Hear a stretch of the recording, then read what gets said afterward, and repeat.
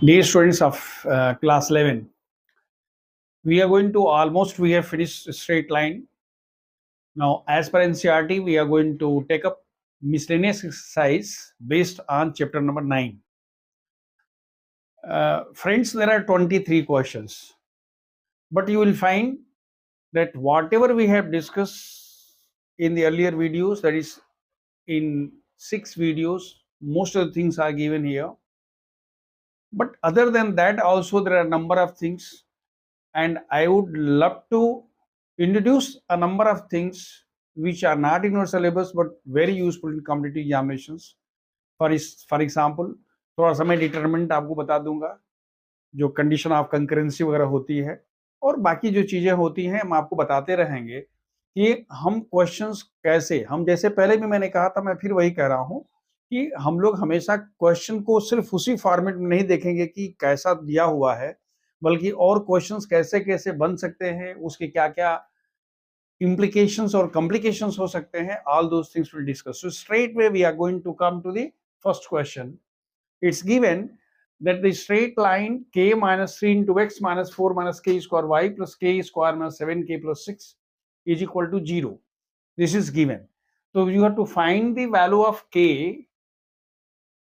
आपको value of k निकालनी है when this line is parallel to x-axis, this line is parallel to y-axis, and this line passes through the origin. ये 3 question NCERT में दिया है. Fourth question हमने अपने साइड से दे दिया है कि the line passes through the midpoints of the line joining 3 minus 1 and 1. ये हमने अलग से अपने साइड से एक और ऐड कर दिया. देखिए, आपको पता है कि अगर आपके पास एक लाइन का इक्वेशन है ax plus B Y plus C is equal to 0, तो इसका m कितना होता है? माइनस a बाई बी होता है. ये आपने पढ़ा है, minus coefficient of x by coefficient of y. आप लिखोगे the given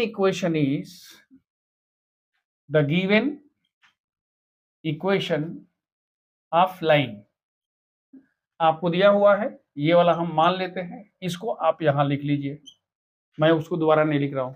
that is the given line. So therefore it's m is equal to how much? इस लाइन का m कितना होगा? Minus coefficient of x. Coefficient of x कितना है बेटे? It is k minus 3. And what is coefficient of y? Minus outside 4 minus k square. Hope it is clear. Minus पहले से ही रहेगा, coefficient of x k minus 3 divided by, ये पूरा का पूरा याद रखिए, ये क्या है? कोएफिशिएंट ऑफ y है. ये आपका कांस्टेंट टर्म है, इसकी चिंता मत करिए. तो ये आपका a है, यहां से यहां तक b है. You see, as I told you, the value of m is equal to minus a by b, that is coefficient of x by coefficient of y. So the value of m is equal to k minus 3 by 4 minus k square. हमने पहले value of m निकाल लिया. अब दूसरा देखिए, आपको सबसे पहले जो फर्स्ट क्वेश्चन ए दिया हुआ है कि द लाइन इज, हम कहते हैं कि line 1 is what? Parallel to X axis. आपको पता है कि अगर हमारे पास एक्स एक्सिस से वाई एक्सिस से ओरिजिन है, अगर कोई भी लाइन इसके पैरेलल टू एक्स एक्सिस है, तो यहाँ m की वैल्यू कितनी होती है? 0. तो हमने कह दिया कि क्यों 0 हो रहा है? क्योंकि थीटा का मान 0 होगा. तो हमने कह दिया tan थीटा इज इक्वल 0, यानी m इज इक्वल टू 0. तो parallel to X axis, therefore m should be equal to 0, यानी k minus 3 by 4 minus k square is equal to 0. This implies that k minus 3 is equal to 0. This implies that k is equal to 3. ये तो first हो गया. Second जो है दिया हुआ है कि line 1 is parallel to y axis. देखिए, parallel to y axis means what? 1 by m should be equal to 0. समझ में आ रहा है? क्योंकि जो इसके पैरेलल लाइन होगी y एक्सिस के, इस पर परपेंडिकुलर हो जाएगी, और दोनों लाइन का स्लोप का प्रोडक्ट -1 होता है, यानी कितना होगा? अगर m 0 तो -1 by m का मान 0 होगा. बेसिकली ये -1 by m होता है, लेकिन हम उसको 1 by m ही लिखे हैं. इसका मतलब ये हुआ कि जो आपने लिखा था 4 माइनस के स्क्वायर बाई के माइनस 3 शुड इक्वल 0, क्योंकि 1 बाई द सेम, तो 1 बाई के माइनस 3 बाई 4 माइनस के में तो क्या होगा 4 माइनस के स्क्वायर बाई, इसका मतलब ये हुआ कि 4 minus K square is equal 0, therefore K square is equal to 4, therefore K का मान कितना हो गया प्लस माइनस 2। ये सेकेंड क्वेश्चन हो गया, पार्ट बी हो गया। अब देखिए थर्ड दे रहा है कि the line passes through the origin, what is the C, line 1 passes through the origin, origin means what 0 0, तो 0 0 उसको सेटिस्फाई करेगा तो यहाँ क्या होगा 0 माइनस 0 प्लस के square minus 7k plus 6 is equal 0। This imply that के स्क्वायर, इसको फैक्टराइज करिएगा, 6 into 1 7, that is 6 into 1 and 6 plus 1 हो गया माइनस 6k माइनस के प्लस 6 इज इक्वल 0। के कॉमन हो गया, के माइनस 6 माइनस 1 कॉमन हो गया, के माइनस 6, इन दोनों में से के माइनस 6 कॉमन हुआ, ये के माइनस 1 इज इक्वल 0 हो गया, तो के का मान क्या होगा जी, के का मान 1 होगा और 6 होगा।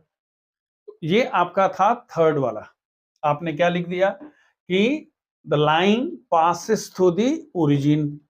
लेकिन जो क्वेश्चन फोर्थ क्वेश्चन जो मैंने आपको दिया है, फोर्थ क्वेश्चन क्या था, हमने कहा कि मिड पॉइंट, याद रखिएगा ये मैंने डी अलग से लिखा था कि mid point of the line segment joining, क्या क्या था बेटा, -3 1, आई एम सॉरी 3 -1 एंड 1 1, इसके मिड पॉइंट से गुजरता है। तो हम कहते हैं कि mid will be equal to how much, 3 + 1/2 -1 + 1/2, that is equal to how much 2 0। अब हम कह रहे हैं कि लाइन 1 passes थ्रू, किससे गुजरती है, द पॉइंट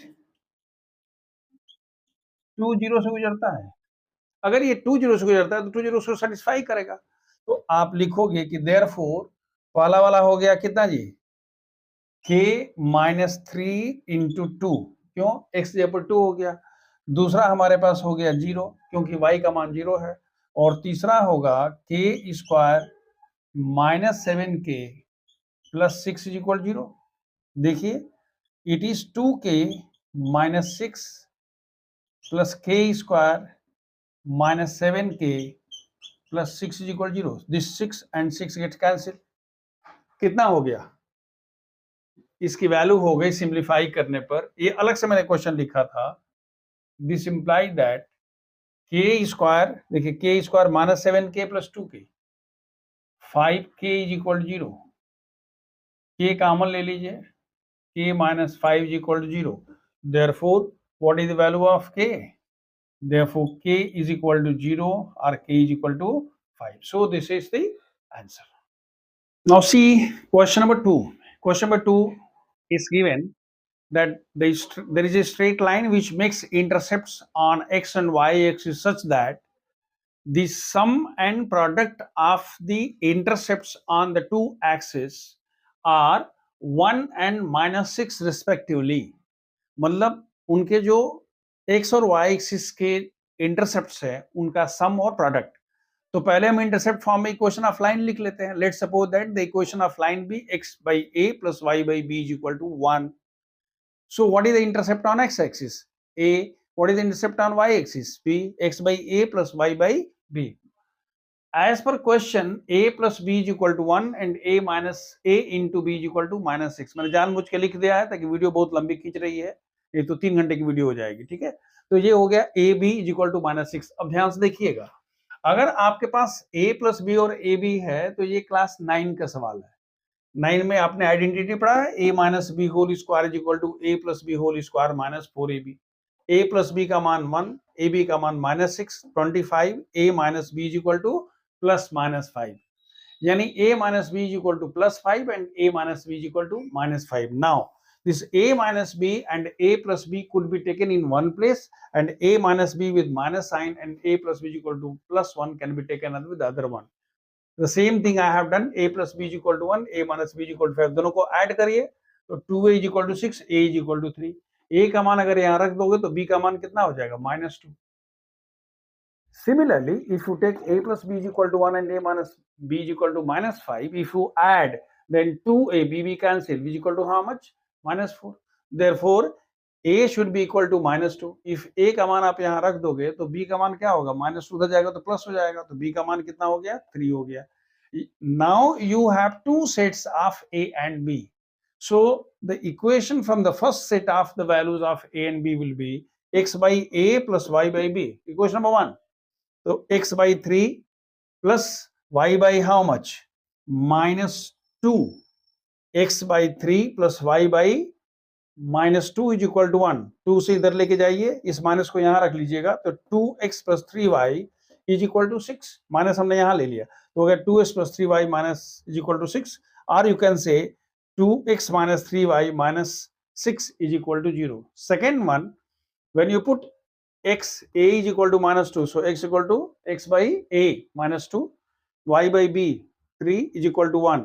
माइनस को यहाँ रख लीजिए तो कितना होगा? 3x plus 2y, ये माइनस हो जाएगा और 6 उधर चला जाएगा, तो कितना होगा? -3x plus 2y equal to 6. or if you want you can have 3x minus 2y plus 6 is equal to 0. So these are the two equations of the line satisfying the condition that the sum and product of the intercepts of the line on the two axes are how much?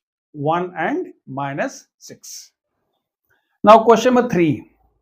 The question goes this way, that there is a line x by 3 plus y by 4 is equal to 1, and the length of perpendicular drawn from a point on y axis is equal to 4. ध्यान से देखिएगा, length of perpendicular drawn from a point on the y axis to the line x by 3 plus y by 4 is equal to 1 is 4. Then you have to find the point on the line. See, at first you should know x by a plus y by b is equal to 1. So where is the line? The line is like this, x by 3 plus y by 4. ये 0.30 होगा, इतना ध्यान रखना पड़ेगा. ये x is equal to a है, that is a का मान 3 है, b का मान 4 है. तो this will be the line.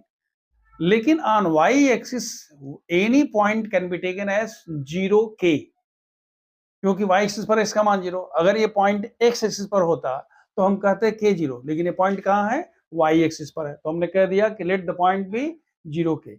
So what is given here? Given here that perpendicular drawn from P to this line AB, आपने assume किया है that is PQ is equal to 4. ये पहले क्वेश्चन अंडरस्टैंड करने की बात है. आपने क्वेश्चन समझ लिया. अब देखिए, the given line is x by 3 plus y by 4 equal to 1. पहले इसको स्टैंडर्ड फॉर्म में लाइए. क्या स्टैंडर्ड फॉर्म होता है बेटा? ax plus by plus c is equal to 0. Simplify करिए, 4x plus 3y and 12 इधर चला आया तो हो गया 4x plus 3y minus 12 is equal to 0. Point आपने क्या लिख लिया? y एक्सिस पर 0k. क्यों आपने पॉइंट लिखा y एक्सिस पर? क्योंकि y एक्सिस पर इसका मान 0 होता. अगर ये कहता कि x एक्सिस पर पॉइंट है तो हम क्या लिखते? k 0 लिखते. क्लियर हो गया? कंफ्यूज मत करिएगा कि सर पॉइंट तो यहाँ भी हो सकता है, वो अपने आप निकल जाएगा. यही तो मैथमेटिक्स की खूबसूरती का राज है. That is the beauty of mathematics. तो आपने कह दिया कि लेट 0k. अब क्या हुआ? The perpendicular drawn from the point 0k to the line should be equal to 4. वही तो मैं कह रहा हूं. लेंथ ऑफ परपेंडिकुलर क्या होता है बेटा? आप कहते हो कि हमारे पास अगर ax plus by plus c is equal 0 है और यहां से परपेंडिकुलर ड्रा करना है तो इसकी लंबाई क्या होती है? ax1 plus by1 plus cy under root a square plus b square. वही मैं कह रहा हूं. ax1 मतलब क्या हुआ जी? 4 इंटू 0, क्योंकि x1 का मान कितना है? 0. तो 4 into 0 plus 3 into k minus 12 by under root a square plus b square. 4 square plus 3 square should be equal to 4. ये जब मॉड हटेगा तो प्लस माइनस हो जाएगा, तो इधर प्लस माइनस लिखे चाहे उधर लिखे, तो हमने उधर कर दिया. तो हमने क्या लिखा? 3k माइनस 12 बाई 16 + 9 25 √5, 25 का 5 हो गया तो हो गया 3k - 12/5 = ±4। अब यहां से 2 बनेगा, एक क्या होगा 3k - 12 = 4 × 5 एंड 3k - 12 = -4 × 5। कितना होगा बेटा, ये 20 है, 12 उधर जाएगा 32 हो गया, तो k का मान कितना हो गया 32/3। और यहां पर क्या होगा, ये -20 + 12 कितना होगा -8, 3k = -8, therefore k = -8. So what are the 2 points? The 2 points are 0 and 3/2. याद रखिए, what was the point? The point was 0k, ये वाला पॉइंट था, तो हमने क्या कह दिया, the point is 0 32/3 and 0 -8/3. Now just see question number 4. देखिए क्वेश्चन नंबर 4 ये एक्सपेंड हो जाएगा, बहुत लगता है कि विशाला काय हो जाएगा, लेकिन कोई बहुत बड़ा इसमें कंसेप्ट क्वाड्रेटिक ज्योमेट्री का कंसेप्ट नहीं है। बेसिकली ये सिंपल ट्रिग्नोमेट्री का एप्लीकेशन है, इसीलिए ये क्वेश्चन बड़ा लगता है, लेकिन ये बहुत बड़ा और बहुत इंपॉर्टेंट क्वेश्चन हम इसको नहीं मानते हैं। क्यों? क्योंकि इसमें कुछ खास था, ट्रिग्नोमेट्री टेस्ट करने के लिए है। देखिए क्वेश्चन है कि you have to find the length of perpendicular from the origin to the line joining 2 points. क्या लाइन जॉइनिंग 2 पॉइंट्स है? एक पॉइंट है sin theta cos theta sin theta, दूसरा है cos phi sin phi। Means cos phi cos theta sin theta और cos phi sin phi को मिलाने वाली लाइन पर ओरिजिन से परपेंडिकुलर ड्रा किया गया है। तो हमको दो कंसेप्ट यूज करना है। पहला, ये 2 पॉइंट से जाने वाली लाइन का इक्वेशन y - y1 = y2, याद आ रहा है, y - y1 = y2 - y1/x2 - x1 into x - x1। पहले तो हो गया इक्वेशन ऑफ लाइन, और दूसरा क्या है, length of perpendicular ax + by + c पर अगर x1 y1 से परपेंडिकुलर ड्रा करते हैं तो क्या होती है लंबाई बेटा, ax1 + by1 + c/√a² + b²। अब देखिए, सबसे पहले हम कहते हैं कि भाई the equation of line joining these 2 points क्या होगा बेटा, y - y1 = y2 - y1/, तो हम कह रहे हैं y - y1 sin theta is equal to y2 - y1, that is sin phi - sin theta by cos phi - cos theta into x - x1, तो x - cos theta। That's all। ये हो गया trigonometry का जितना ज्ञान, सॉरी कोऑर्डिनेट ज्योमेट्री का जो ज्ञान था वो यहाँ पर आपने उड़ेल कर रख दिया। अब जो कह रहे हैं वो सिंप्लीफिकेशन है और कॉमन सेंस है। मल्टीप्लाई करिए, इसको इसमें मल्टीप्लाई करें तो क्या होगा, cos phi - cos theta into y minus sine theta cos phi minus क्या cos थीटा, इसको आपने इसे मल्टीप्लाई किया और इसको इसमें मल्टीप्लाई कर दिया, क्या sin phi - sin theta into x, sin phi - sin theta और into cos थीटा। इसको अब एक्सपेंड कर देते हैं। एक्सपेंड करते हैं तो देखिए, पहले एक बात ध्यान रखिए, हम किसकी बात सोच रहे हैं, ax + by। तो यहाँ x का साथ क्या है जी, sin phi - sin theta into x, ये वाला तो हो गया। This is the value of what, ax। b का मान क्या होगा, by। तो इस y को हम उधर ले जाते हैं, जब उधर आप लेके जाओगे तो ये क्या होगा, माइनस हो जाएगा, माइनस cos phi ब्रैकेट में cos थीटा होगा। हमने उस माइनस को प्लस कर दिया, क्यों, उधर प्लस क्यों करके कर दिया, इसको आपस में कर देंगे तो माइनस हो जाएगा, वो माइनस हो जाएगा तो प्लस हो जाएगा। हमारी बात समझ में आ रही है? उधर आप क्या लिख सकते थे, minus cos phi - cos theta, लेकिन हमने ऐसा नहीं किया। हमने क्या किया, माइनस को प्लस कर दिया, तो इसको इंटरचेंज कर दिया, तो कितना हुआ cos थीटा - cos phi, और ये कितना हो गया y, यानी ये ax हो गया और ये वाला क्या है बेटा, ये by हो गया। अब जो बच गया सबको हम एक साइड लेते हैं, जो बचेगा वो सब c है, ax + by, और बाकी जो बच गया वो क्या है, c है। तो c में देखिए cos थीटा sin phi, हमने यहां पर क्या लिखा है, पहले देखिए sin phi cos theta and cos theta sin phi, ये हो गया sin थीटा cos phi। इसको जब उधर लेके जाएंगे तो ये प्लस हो जाएगा, तो क्या होगा sin थीटा cos phi, देख लीजिए sin थीटा cos phi है, उधर जाएगा तो प्लस होगा, और ये sin थीटा cos थीटा क्या है, प्लस हो रहा है, लेकिन उधर जाएगा तो क्या होगा, माइनस, तो ये माइनस हो गया। ये दोनों आपस में कट गए क्योंकि एक प्लस है और एक माइनस है। क्या बच गया, ये तो जितना था उतना रह गया, ये जितना रह गया। लेकिन देखिए ये क्या है, ये sin थीटा cos phi और cos थीटा sin phi, क्या फॉर्मूला होता है बेटा, sin a cos b minus cos a sin b is equal to how much, sin a minus b। तो क्या हो गया, साइन थीटा माइनस फाइव, याद है? Sine A cos B minus cos A sine B is equal to how much? Sine A minus B, तो sine theta cos five, cos theta sine five, कितना हो गया? Sine theta minus five. हमने जो लंबा था उसको हमने छोटा कर दिया। अब देखिए ये हमारे पास क्या है, ये आपके पास है ए एक्स, ये है बी वाई, और ये क्या है बेटा? सी है। तो A x plus B Y plus C पर ओरिजिन से यानी 0 0 से अगर परपेंडिकुलर ड्रा करोगे तो क्या होगा? This into 0 plus this into 0, X Y का मान 0 हुआ, plus this divided by under root A square plus B square. वही मैं कर रहा हूं। What is the perpendicular? Length of perpendicular is how much? Mod of 0 plus sine theta minus 5 by under root sine 5 minus sine theta whole square and cos theta minus cos 5 whole square. अब देखो ये तो वही रहा, ये mod रहेगा, यहां mod रहेगा, इसको स्क्वायर करोगे तो क्या होगा? Sign square 5 plus sign square theta minus 2 sine theta sine 5, cos square theta plus cos square 5 minus 2 cos theta cos 5। तो हमने क्या लिखा? साइन स्क्वायर थीटा और कॉस स्क्वायर थीटा को एक ब्रैकेट में कर दिया। क्यों? क्योंकि इसकी वैल्यू कितनी हो जाएगी? 1। साइन स्क्वायर 5 कॉस स्क्वायर 5 को एक साथ कर दिया, कितना हो जाएगा? 1। और जो माइनस 2 साइन थीटा साइन 5 और माइनस 2 कॉस थीटा कॉस 5 था, तो माइनस 2 कॉमन कर ली तो क्या हो गया बेटा? Cos theta cos 5 plus sine theta sine 5, क्योंकि दोनों में से हमने माइनस कॉमन ले लिया। क्लियर है? ऊपर देखिए ये तो हमारे पास इतना ही रहेगा, साइन थीटा माइनस 5। नीचे कितना होगा? देखिए ये sine square theta plus cos square theta is equal to 1, sine square 5 plus cos square 5 is equal to 1, तो कितना हो गया? 2। तो 2 माइनस 2, और एक cos A cos B plus sign A sine B का मान कितना होता है? Cos A minus B. पूरी ट्रिग्नोमेट्री यूज हो गई। बात समझ में आ रही है? तो अब आपके पास कितना आ गया? आपके पास आ गया this is equal to, that is OP is equal to mod of sine theta minus 5, ये तो चलेगा, लेकिन नीचे हमारे पास हो गया 2, और देखिए ये 1 माइनस कॉस थीटा, हमारे पास वैल्यू पता है कॉस 1 माइनस कॉस थीटा की वैल्यू याद रखिएगा। 1 माइनस कॉस एक्स की वैल्यू क्या होती है? 2 साइन स्क्वायर एक्स बाई 2, तो यहाँ कितना हो जाएगा? 2 साइन स्क्वायर और क्या? थीटा माइनस 5 बाई 2, ये हो गया अंडर रूट। अब देखिए पूरा ट्रिग्नोमेट्री यहाँ टेस्ट हो गया, याद रखिएगा। Why this question is important? Because ये ट्रिग्नोमेट्री और कोऑर्डिनेट ज्योमेट्री का मिक्सर है, लेकिन टेस्ट दोनों हो रहा है। अब पूरा ट्रिग्नोमेट्री आपने यहाँ कर दिया। अब आपको फिर पता है कि साइन एक्स की वैल्यू क्या होती है?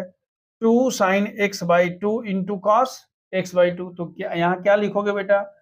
2 sine theta minus 5 by 2 into cos theta minus 5 by 2 divided by 2, ये स्क्वायर रूट था तो आप कर दोगे 2 sine theta minus 5 by 2, under root खत्म हो गया, ये अंडर रूट था तो 2 2 का 4 हो गया, स्क्वायर खत्म हो गया, इससे ये कैंसिल हो गया, इससे ये कैंसिल हो गया, तो हमारे पास कितना हो गया?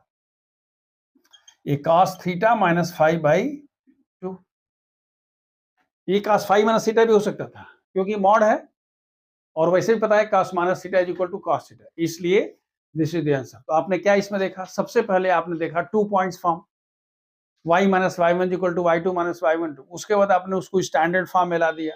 स्टैंडर्ड फॉर्म में लाने के बाद आपने यूज किया क्या? Sign A cos B cos A sine B formula, फिर आपने यूज किया cos A cos B sign A sine B formula.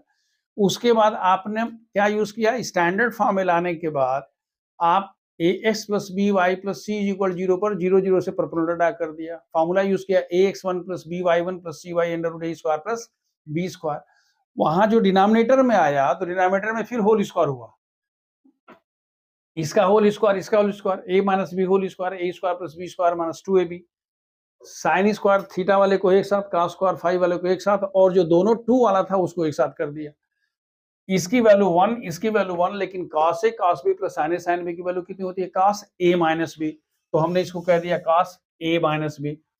इसमें से कॉमन होकर एक हमारे पास कितना आया 1 माइनस कॉस एक्स, तो 1 माइनस कॉस एक्स का फिर formula 2 sine square x by 2, तो हो गया 2 साइन स्क्वायर, और ये साइन एक्स का फॉर्मूला कितना होता है 2 sine x by 2 cos x by 2। हमने इतना कर दिया, दोनों कैंसिल हुआ, अंत में आपके पास इतना है। This is a good question.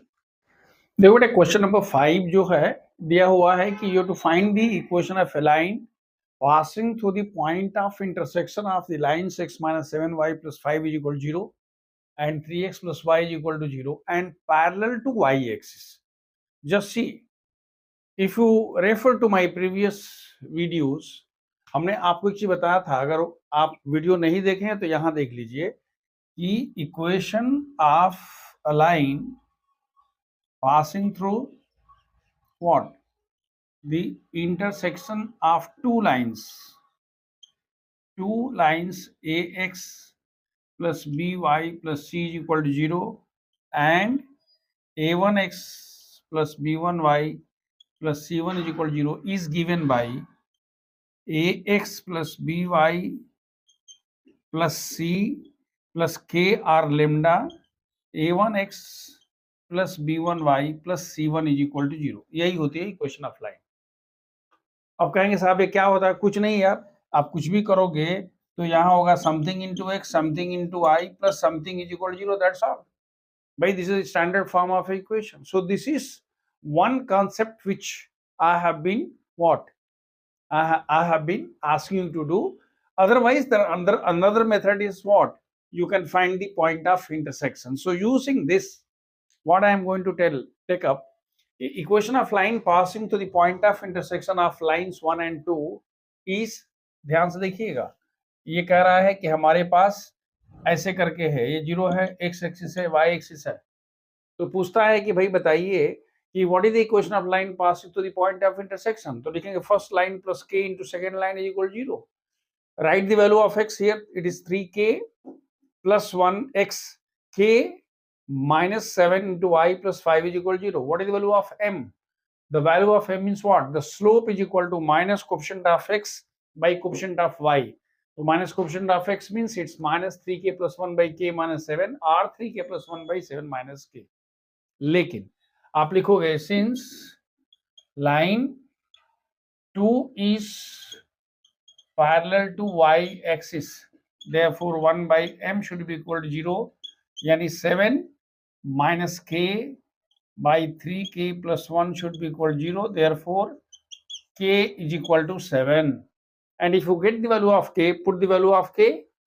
Now putting k is equal to 7 into equation number 2, जब 2 में आप रखोगे तो ये होगा 22x, 3 into k 7, 3 into 7 21 plus 1 22x, and this one is 0 plus 5 is equal to 0, yani you can have 22x plus 5 is equal to, this is the equation of line. You could have written x is equal to minus 5 by 20. एक तरीका तो ये है। एक दूसरा तरीका हो सकता था कि हम इन दोनों का पॉइंट ऑफ इंटरसेक्शन निकालें, ये सब कुछ नहीं करें, और जो भी हमारे पास पॉइंट ऑफ इंटरसेक्शन निकलेगा, जिसे मान लीजिए कि हमने कह दिया कि ये पॉइंट ए और बी है, तो any line parallel to Y axis means what, ये जो डिस्टेंस होगी that is what, the equation will be x is equal to a। याद रखिए, मैं आपको बिल्कुल एक दूसरा तरीका बता रहा हूं कि अगर हमारे पास, मान लीजिए ये तरीका नहीं है, हम चाहते हैं डायरेक्ट करना, हमारे पास एक पॉइंट है PAB, आपसे कह रहा है कि इस पॉइंट से गुजरने वाला और x एक्सिस के पैरेलल, हम कहते हैं कि x एक्सिस के जब पैरेलल होगा तो ये डिस्टेंस कितनी होगी जी, ये डिस्टेंस b है, तो x एक्सिस के पैरेलल हो जाएगा y is equal to b। और अगर ये ऐसे दिया हुआ है तो ये डिस्टेंस कितनी है, x is equal to a, तो इसका लाइन क्या हो जाएगा, x is equal to a। यानी अगर पॉइंट ऑफ इंटरसेक्शन निकाल लेते हो तो parallel to y axis x is equal to whatever is there, and अगर ये पैरेलल टू y एक्सिस, हालांकि इसमें पैरेलल टू y एक्सिस तो हो गया x is equal to a, और अगर पैरेलल टू x एक्सिस है तो क्या हो जाएगा, y is equal to b।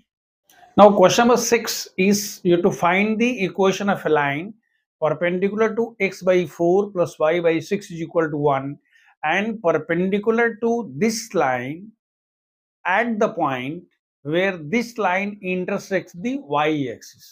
देखिए The given equation of line is x by 4 plus y by 6 is equal to 1. So what is the point of intersection at y axis? अगर आप इसको ध्यान से देखिएगा तो ये वाली लाइन है. At x axis it intersects at 4 0 and at y axis intersect at 0 4. So which line? Let's suppose that this is AB. So which line you are trying to find the equation? The line which is perpendicular to this. तो हमको एक point तो पता हो गया. हमने कहा the point is 0 6. दो तरीका निकालने का है, या तो इसमें x का मान 0 कर दीजिए तो y का मान निकल जाएगा, या अगर उस लाइन से सीधे करेंगे या इंटरसेप्ट फॉर्म से तो भी कह देंगे कि भाई इसका कोऑर्डिनेट कितना हो गया 0 6. दूसरी बात, इस लाइन का स्लोप कितना है? What is the slope of line AB? ये बेसिकली ये हम कहते हैं कि लाइन AB का स्लोप कितना होगा, तो हम कहते हैं minus coefficient of x by coefficient of y, यानी -1/4/1/6. That is how much? It is -3/2. किसका स्लोप है? इसका स्लोप है. आप चाहते तो इसको स्टैंडर्ड फॉर्म में 6x + 4y = 24 भी लिख सकते थे. बहरहाल आपने कह दिया कि भाई इसका स्लोप कितना है. मान लीजिए कि ये वाला m है. इसका स्लोप, इस लाइन का slope. So any line perpendicular to this will be what? भाई हम कहते हैं कि m1 का स्लोप कितना होगा? -1 by slope of this line. तो आपने कहा -1 by slope of this, that is equal to how much? 2/3. यानी आपने इसका स्लोप निकाल लिया. इसका स्लोप कितना आ गया? 2/3. पॉइंट पता है. नाउ वन पॉइंट फॉर्म क्या होता है? y - y1 = mx - x1. तो क्या लिखोगे? y - y1 यानी y - 6 = m 2/3 into x - 0. Simplify करने पर you got the equation how much? 2x - 3y + 8 = 0. This is one point. There is another method I have already explained in the other videos. कि अगर आप इस line को लिखना चाहते हैं, याद रखिएगा हम इसको थोड़ा सा दूसरे ढंग से करना चाहते हैं.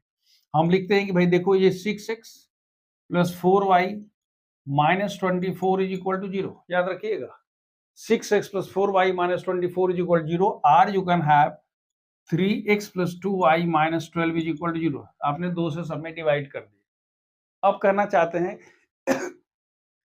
इस लाइन के परपेंडिकुलर लाइन का तरीका. मैंने आपको बताया था a और b को इंटरचेंज कर देते हैं तो कितना हो जाएगा? 2x, और यहाँ होगा 3y. बीच में प्लस है तो माइनस, माइनस है तो प्लस, और ये क्या होगा जी? Lambda = 0. This one passes to the point 0 6. जब 0 6 से गुजरेगा तो यहाँ 0 रख दोगे, यहाँ पर y का मान 6 रख दोगे, लैम्डा का मान निकल जाएगा. उसी लैम्डा का मान ले आकर रख करके you can find the equation. Now just see question number 7. In question number 7 it's given that they find the area of the triangle formed by the line y - x = 0, x + y = 0 and x - k = 0. कह रहा उस triangle की area निकालिए जो इन तीन line से बनता है. ध्यान से देखिएगा, ये जो y - x है वो ये वाली लाइन है. मैं कई बार कह चुका हूं, ये इसके 45 डिग्री बनाते हुए ये लाइन जाएगी, ये y = x है. और जो y + x या x + y = 0 है, y = -x, वो ये वाली लाइन है. x = k यहाँ हो गया. मान लीजिए कि ये तो ओरिजिन तो है ही. मान लीजिए कि ये पॉइंट A है और ये पॉइंट B है. अब x = k और y = x को जब सॉल्व करेंगे तो इसका कोऑर्डिनेट कितना होगा? k. और इन दोनों को सॉल्व क्या करना है? खाली x का मान वहां रख देना है. अगर इसमें x का मान k रख दें तो y का मान -k हो जाएगा. तो आपके पास एक कोऑर्डिनेट हो गया k, दूसरा हो गया k - k. ये तो क्लियर हो गया. Now what is the distance AB? क्यों हम AB की निकालना चाहते हैं? क्योंकि अगर हमको इसकी एरिया निकालनी है तो हम क्या लिखेंगे? 1/2 बेस इंटू हाइट. तो ये बेस है. बेस का कितना होगा जी? √k - k x2 - x1 whole square plus y2 - k - k whole square, that is equal to how much? 2k. That is the length of AB. तो अगर बेस हो गया और ये हाइट तो आपको पता है. क्यों? क्योंकि x = k है, उसकी डिस्टेंस k है. तो आप लिखते हो area = 1/2 base and into height, 2 cancel, that is equal to how much? k square unit. एक तरीका तो ये हो गया. दूसरा तरीका ये हो सकता था कि हम क्या करते, ये 0 0 लिखते, k होता -k, और हमारे पास जो एरिया के लिए फॉर्मूला होता है 1/2 x1 y2 - y3 plus x2 y3 - y1 plus x3 y1 - y2, इसमें रख करके और वो भी निकाल सकते. दूसरा तरीका था. तीसरा तरीका ये हो जाता, अगर डिटर्मिनेंट के रूप में लिखते हैं, याद है, तो एरिया ऑफ ट्रायंगल कितना होता है 1/2 x1 y1 1 x2 y2 1 x3 y3 1। और डिटरमिनेंट में इसमें रख करके डिटरमिनेंट की हम चर्चा अलग से कर देंगे और आगे बढ़ेंगे तो, लेकिन ये भी एक तरीका हो सकता है। यानी इस क्वेश्चन को करने के 3 तरीके हैं। दूसरा ये है, कोई जरूरी नहीं कि आपको एक ग्राफ खींचना ही खींचना, आप कहीं से कोई लाइन खींच दीजिए, कह दीजिए कि ये x plus Y is equal to 0 है, ये y minus X is equal 0 है और ये x is equal to k है। इनको सॉल्व करके ये पॉइंट, इन दोनों को सॉल्व करके ये निकालिए, इन दोनों को सॉल्व करके ये निकालिए, इन दोनों को सॉल्व करके। मैंने तो इनको इसलिए लिख दिया ताकि वो लिखते लिखते हमारे पास बहुत सारी चीजें, जो चीजें हैं वो धड़ाधड़ सामने आ गई। ऐसे करेंगे तो कंफ्यूजन होगा, इसको करने में कोई कंफ्यूजन नहीं होगा। So that is why we have done like that. Means if you want to find the area, there are 3 different ways to find. एक 1/2 base into height, दूसरा by using the 3 coordinates, and तीसरा by using determinant. Now we have question number 8. The question goes this way, that find the value of p if these 3 straight lines, that is 3x plus y minus 2 is equal to 0, px plus 2y minus 3 is equal to 0 and 2x minus y minus 3 is equal to 0 pass through one point or intersect at a point. We can say that these 3 lines are concurrent.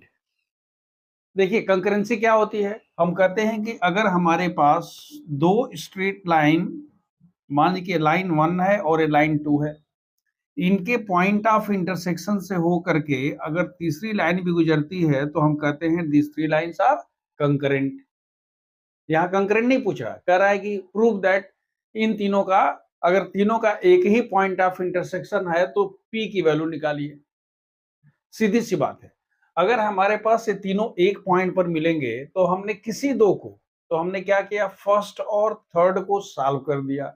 Linear equations है ना, simultaneously 2 linear equations दिए हुए हैं, हमने दोनों को solve किया तो यहां से निकला 3x plus y is equal to 2 and 2x minus y is equal to 3। Solve किया तो 5x is equal to 5, x is equal to 1, x is equal to 1 यहाँ रख दिया तो y का मान कितना हुआ 2 minus 3 that is equal to -1।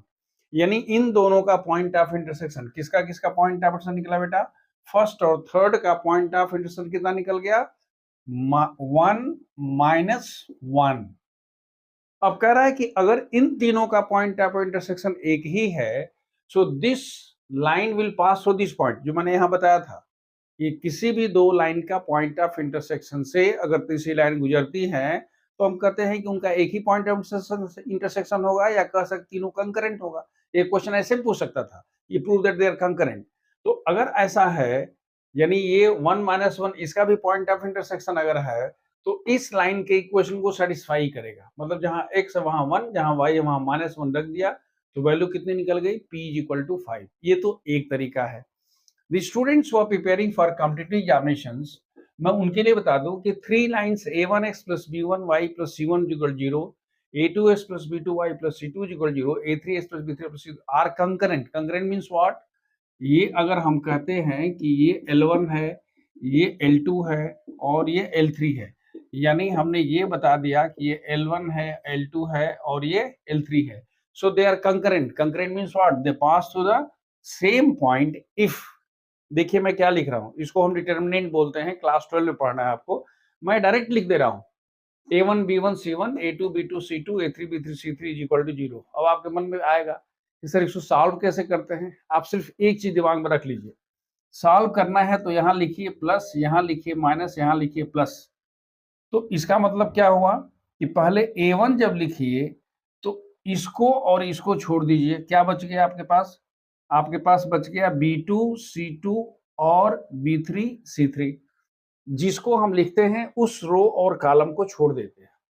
फिर दूसरा देखिए वहां माइनस है तो हमने कह दिया -b1, इन दोनों को लिखा, ये छोड़ दिया, ये छोड़ दिया, तो क्या बच गया जी a2 c2 और यहां पर हो गया a3 c3, इसको छोड़ दिया, इसको छोड़ दिया, लास्ट में प्लस c1। देखिए c1 को जब लिखते हैं तो ये छोड़ देते हैं, ये छोड़ देते हैं, क्या बच गया है a2 b2 और a3 b3। याद रखिए मैं डिटरमिनेंट का एक्सपेंशन भी आपको बता दिया यहाँ पर।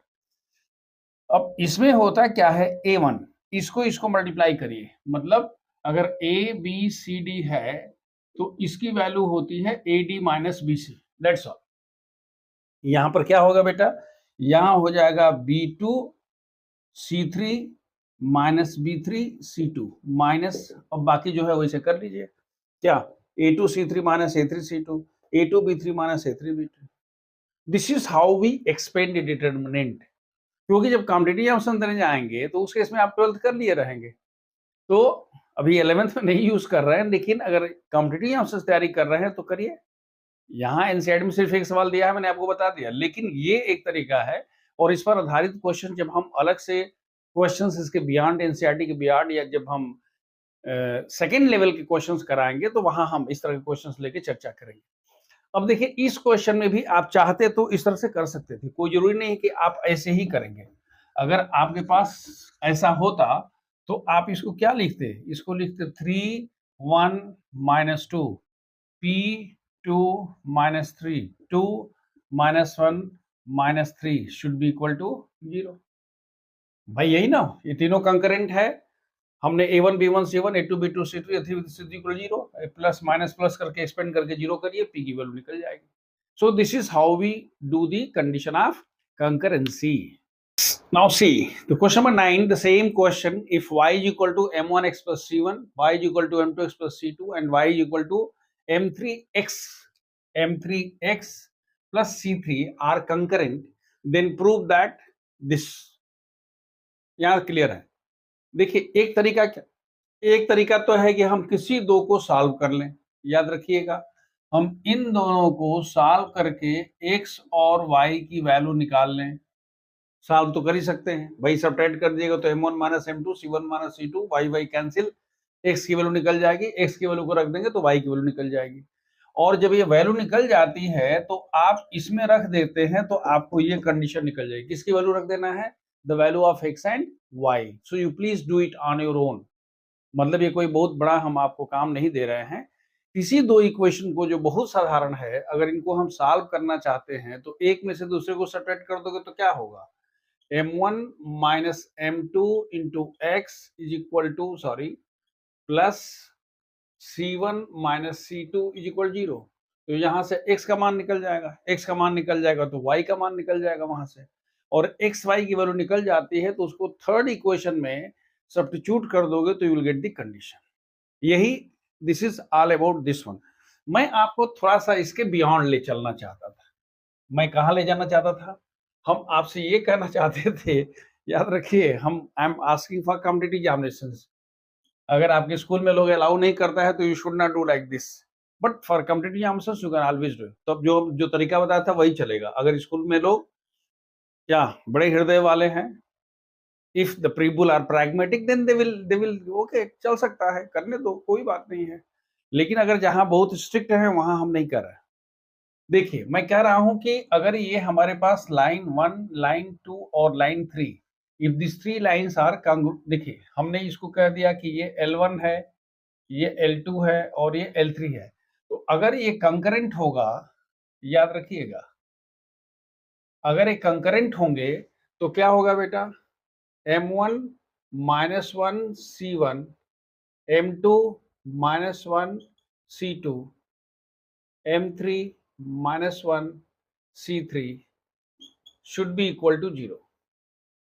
ये पहला हो गया। अब देखो एक दो चीज आप नोट कर लो, ठीक है, ये प्रॉपर्टीज है। आप चाहो तो इसको लिख सकते हो कि -1 बाहर कर लोगे तो हो जाएगा m1 1 c1 m2 1 c2 m3 1 c3 should be equal to 0। Determinant में किसी रो या किसी कॉलम से हम चाहे तो कॉमन ले सकते हैं, तो हमने कॉमन ले लिया। कॉमन लेने के बाद इस -1 को उधर लेके चले गए तो ये खत्म हो गया, हमारे पास क्या हो गया, इतना हो गया। तो एक प्रॉपर्टी आपने क्या देख लिया कि किसी भी डिटरमिनेंट में किसी रो, इसको रो बोलते हैं, रो 1 रो 2 रो 3, ये कॉलम 1 कॉलम 2 कॉलम में से कोई भी नंबर हम कॉमन ले सकते हैं। जैसे मान लो कि अगर ये 5 5 5 होता तो हम एक 5 बाहर कर लेते, यहाँ 1 1 1 लिख देते। क्लियर है, हमने सब में से क्या किया, -1 कॉमन ले लिया। ये पहला है। एक दूसरी प्रॉपर्टी ये है कि अगर आप चाहो तो रो को कॉलम और कॉलम को रो बदल दोगे तो डिटरमिनेंट को असर नहीं पड़ता है। मतलब अगर आप चाहो तो इसको क्या लिख सकते थे, अगर इसको चाहो तो जो रो है, याद रखो ये कॉलम है, तो इसको आप रो 1 बना लो, M1 M2 M3। ये कॉलम है तो ये क्या हो गया, और ये थर्ड कॉलम है तो हो गया C1 C2 C3। It should be equal to 0। याद रखिए, ये मैं डिटरमिनेंट की बात कर रहा हूं। क्या होता है कि रो और कॉलम को आपस में इंटरचेंज कर लेने पर डिटरमिनेंट पर कोई फर्क नहीं पड़ता। अब जो मैंने सिखाया था उसके अनुसार कर लो। हमने कहा था बेटा इसको प्लस लिखो, ये माइनस करो, ये प्लस करो, तो इसका मतलब क्या होगा, M1 करोगे तो 1 1 C2 C3, फिर माइनस M2 करोगे तो क्या होगा 1 1 C1 C3, फिर क्या लिखोगे M3 करोगे। जब M3 लिखोगे तो उस केस में क्या हो जाएगा, इस केस में क्या होगा भाई, ये होगा 1 1 and C1 C2 should be equal to 0। इसको तो आप कर चुके हो। क्या लिखोगे M1 C3 माइनस C2, देखो this into this minus this into this, ठीक है ना, C3 माइनस C2, फिर माइनस M2 क्या होगा जी, C3 minus C1 plus M3 कर लोगे तो C2 minus C1 should be equal to 0। आपको क्या चाहिए, M1 चाहिए, और ये होगा C2 माइनस C3, माइनस बाहर कॉमन ले लीजिए। यहां पर आपने माइनस M2 ठीक कहा है, ये C3 माइनस C1 चलेगा, और यहां पर फिर माइनस कॉमन ले लीजिएगा और M3 लिखिएगा, तो ये क्या होगा जी, C1 माइनस C2 इक्वल 0। यानी जहां प्लस था वहां माइनस कॉमन ले लिया तो अंदर वाला चेंज हो जाएगा, C2 minus C1 C1 minus C2 हो जाएगा, यहाँ पर C3 माइनस C2, और सब में से माइनस को अगर हम ये प्लस कर देते हैं यानी -1 से मल्टीप्लाई कर देते हैं तो यू गॉट द रिजल्ट। तो ये भी एक तरीका हो सकता है करने का। एक तरीका है दो लाइन का पॉइंट ऑफ इंटरसेक्शन निकालेंगे, जितनी वैल्यू आएगी उसको तीसरे में रख देंगे, सिंप्लीफाई करने पर रिजल्ट निकल जाएगा। और दूसरा तरीका है we can straight way go for determinant, use the property of determinant and we can get the result. Note question number 10 में कहा गया है कि find the equation of lines making an angle of 45 degree with x minus 2y is equal to 3 and passing through the point 3 2। हम ये assume करते हैं कि let the equation that is slope of the line is m। ध्यान रखिएगा, हमने कहा slope of the line is m, angle कितना है बेटा 45 डिग्री है। इस लाइन का स्लोप किसका है, हम लिखते हैं slope of x minus 2y minus 3 is equal to 0। m का मान कितना होगा जी, -1 बाई -2 इज इक्वल टू कितना हो गया 1/2। हम मान लेते हैं कि ये m1 है। अब हम लिखते हैं कि now tan 45 degree is equal to m minus m1 by 1 plus m into m1। भाई इन दोनों के बीच का एंगल कितना है बेटा 45 है। हमने मान लिया है कि लेट द m क्या है, हम कहते हैं लेट m बी दी क्या slope of the line, of the क्या, कौन सी लाइन का, रिक्वायर्ड लाइन। तो अगर रिक्वायर्ड लाइन का स्लोप m है तो इनके बीच का angle tan 45 m minus m1 by 1 plus m into m1। देखिए tan 45 का मान 1, m का मान हमारे पास निकालना है, इसका मान 1/2, 1 प्लस m इंटू 1/2। मतलब ये हुआ कि 2m माइनस 1, देखिए 2m minus 1 divided by 2 plus m mod is equal to 1, क्योंकि tan 45 का मान 1 होता है।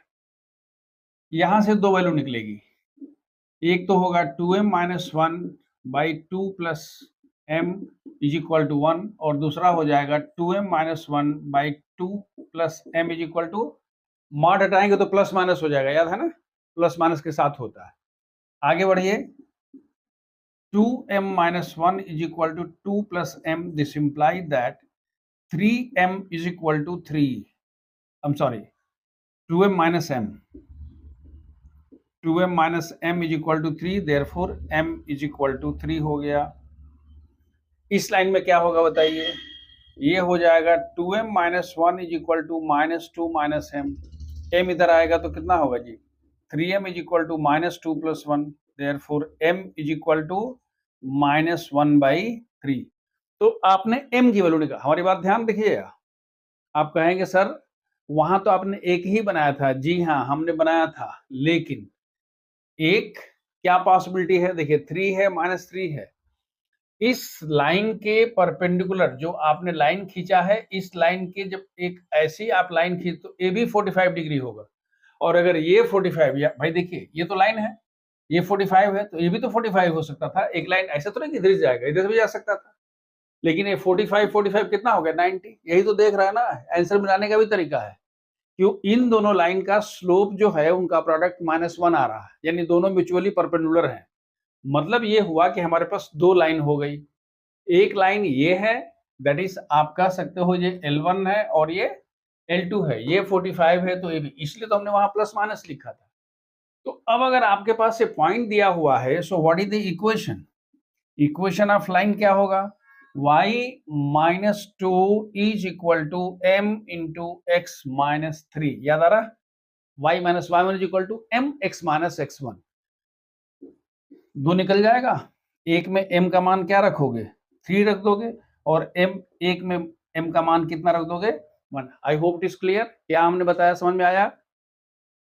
इस लाइन से 45 डिग्री एंगल बनाने वाला जो बनाने वाली जो लाइन है उसका स्लोप हमने m लिखा, हमने इस लाइन का स्लोप और इस लाइन के स्लोप के बीच का एंगल के लिए फॉर्मूला यूज कर लिया, m की यहां से हमारे पास दो वैल्यू निकल गई, और उन दोनों वैल्यूज को यूज करके, और एक पॉइंट है, पॉइंट कॉमन है, जो पॉइंट आपके पास 3 2 है, 3 2 इज कॉमन, तो हमने कहा y minus Y one equal to m into x minus x one को यूज करके, and we have use the formula. So ultimately you will be getting, क्या होगा, यहां से आप क्या लिखोगे बेटा, y minus 2 is equal to 3 times x minus 3, simplify कर लो, 3x minus y and minus 7 equal 0, इसी तरह से दूसरा वाला भी निकाल लोगे, सिंपल है। Now question number 11, in question number 11 the question is to find the equation of a line passing through the point of intersection of 4x plus 7y minus 3 is equal to 0 and 2x minus 3y plus 1 is equal to 0 and having or cutting equal intercepts on the two axes. Just see, I have already told you that the equation of a line passing through, याद रखिए यहाँ पर दो तरीके हैं, पहले मैं एक जो तरीका से करने जा रहा हूँ वो हम बता दे रहे हैं आपको, कि अगर कोई भी दो लाइन है, इनके पॉइंट ऑफ इंटरसेक्शन से होके जाने वाली कोई भी लाइन जो होती है वो होती है first line plus k into second या lambda into second line is equal to 0, यानी a1x plus b1y plus c1 plus k into a2s plus, क्या फायदा हुआ इससे कि अगर हम x वाले का कोएफिशिएंट एक साथ कर ले तो ये किसके फॉर्म का हो गया, ये ax हो गया, ये by हो गया, एंड प्लस वाला क्या हो गया c इज इक्वल 0, इसी के फॉर्म में हम लिखते हैं। एक तरीका तो ये है, दूसरा तरीका क्या है कि we can find the point of intersection, point of intersection निकाल लेंगे और तब उसके बाद हम प्रोसीड करेंगे। बहरहाल हम इसमें लिखते हैं कि equation of line passing through the point of intersection of lines 1 and 2 can be written as, क्या लिखोगे बेटा, 4x plus 7y minus 3 plus k into 2x minus 3y plus 1 is equal to 0। अगर आप इसको लिख लेते हो तो इसको आप क्या लिख सकते हो, इसका मतलब क्या हुआ, इसका मतलब हो गया कि 2k plus 4 into x plus 7 minus 3k, ध्यान से देखिएगा ये माइनस 3k था इसलिए हमने इसको लिख दिया 7 और ये माइनस 3k कर दिया, into y plus k minus 3 is equal to 0। Is it clear now, क्या हमने बताया, देखिए 4x है 2kx है, हमने 2k प्लस 4 इंटू एक्स कर दिया, 7y है माइनस 3k, हमने लिख दिया कि 7 माइनस 3ky एंड प्लस। लेकिन इसको अगर आप चाहते हैं किसके फॉर्म में लिखना, x by a plus y by b के लिखना चाहते हैं, या डायरेक्ट कह सकते हैं कि इंटरसेप्ट लिख सकते हैं कि what is the intercept on x axis. देखिए इंटरसेप्ट ऑन एक्स एक्सिस कैसे निकलेगा? इसमें put y is equal to 0। अगर आप इसमें y इज इक्वल 0 करते हो, क्यों? क्योंकि कोई भी लाइन आप खींचते हो तो x एक्सिस पर y का मान 0 होता है और y एक्सिस पर x का मान, तभी नहीं यहां से a और ये भी निकलता है जी। तो हम इसमें क्या लिख रहे हैं? If we put y is equal to 0, then the value of x obtained is the value of a intercept on x axis. तो हम कह देंगे कि if y is equal to 0 तो क्या मिलेगा? x is equal to 3 minus k by 2k plus 4. And basically this is the intercept on x axis. When I say intercept on x axis, I am referring x by a plus y by b is equal to 1. हम इसको x by a plus y by b is equal to 1 को refer कर रहे हैं. This is the intercept on x axis. Similarly, intercept on y axis कैसे मिलेगा? आप वहां पर रखोगे क्या? x is equal 0। अगर आप x इज इक्वल 0 करते हो, देखो इसको 0 कर दोगे तो यहां पर क्या मिलेगा? Therefore y is equal to कितना होगा जी? ये 3 minus k by 7 minus 3k। Basically this is equal to how much? b। लेकिन आपसे कहा यह गया है कि both the intercepts are equal. देखिए ये बहुत इंपॉर्टेंट है। According to question intercept that is what? a is equal to b, जो मैंने यहां पर a और b लिखा है, ये दोनों बराबर हैं। अगर ये दोनों बराबर होंगे तो क्या होगा जी? 3 minus k by 2k plus 4 is equal to 3 minus k by 7 minus 3k। ये 3 माइनस के कैंसिल हो गया, यानी क्या हुआ बेटा? 7 minus 3k is equal to 2k plus 4। मतलब 5k इज इक्वल टू, याद रखिए उधर चले गए, इज इक्वल टू 3, यानी k का मान कितना हो गया? 3/5। Now if you put the value of क्या k कहां पर? Putting the value of k into equation number 1, हम क्या लिख रहे हैं? इसके बाद हम करेंगे putting k is equal to 3/5 in equation number 3। Equation number 3 में रखोगे तो क्या होगा? देखो 2 into 3/5 plus 4 into x plus 7, 3 into 3/5 into y plus यहां पर क्या होगा? 3/5 minus 3 is equal to 0. So now if you simplify, it becomes, just see, 20 plus 6, 26/5. यहाँ पर हो गया 3 3 के 9, 5 7 35, that is how much? 26/5, and here it is 5 3 या 15 minus 3 is equal to minus 12/5. देखिए देखो ना 5 5 5 कैंसिल हो गया, और सब में से हमारे पास क्या कॉमन है? 2 कॉमन है। अगर 2 से हम डिवाइड कर देंगे तो आपको क्या मिलेगा? You will be having 13x plus 13y and minus 6 is equal to 0. The answer could be 13x plus 13y is equal to 6 also, but we are writing the same in the standard form. So here is the question. क्या आपने किया? दो line के point of intersection जाने के लिए कह दिया first point, first line plus k into second line, standard form में लिखा इंटरसेप्ट ऑन एक्स एक्सिस। अब देखिए इस क्वेश्चन को हम कैसे कैसे पूछ सकते थे। ये कह सकता था कि भाई intercept on x axis double the intercept on y axis, तो आप क्या लिखते? a is equal to 2b। कहता है कि difference of the two intercepts is equal to 2, तो आप लिखते a minus b is equal to 2। अगर आप लिखते कि this line is equally inclined with the axis, तो आप इसके m का मान निकालते लिख देते। इस तरह के क्वेश्चन आप ऑलरेडी कर चुके हैं, लेकिन इन्होंने चूंकि पॉइंट ऑफ इंटरसेक्शन से जाने वाली बात कहा है तब हम करें।